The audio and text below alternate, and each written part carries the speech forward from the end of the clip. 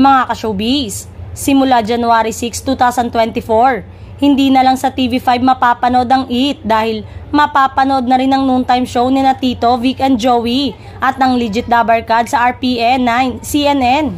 Inula ng congratulatory remarks ang TVJ at ang Legit Dabarkads dahil sa magandang balitang ito.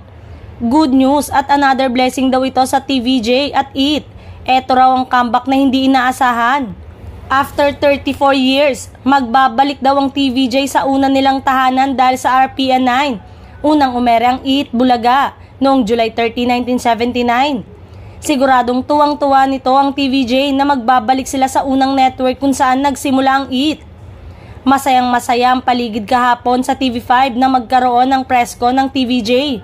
Matapos ngang magwagi sina Tito Soto, Vic Soto at Joey De Leon sa Intellectual Property Office of the Philippines. Kinansela noong Martes ng IPO-PHL ang trademark registration ng Tape Incorporated para sa Itbulaga noong Martes. Ngayon ay umaasa ang TVJ na paiirali ng Tape Incorporated Itbulaga ang respeto na pinairal daw nila nung hindi nila ito gamitin sa TV5 It ang titulong ginamit.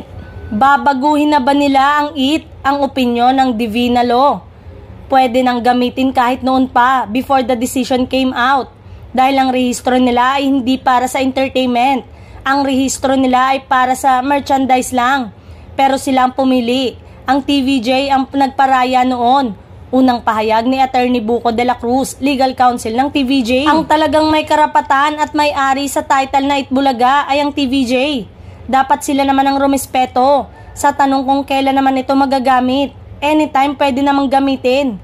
Dagdag na paliwanag ng abogado kahapon.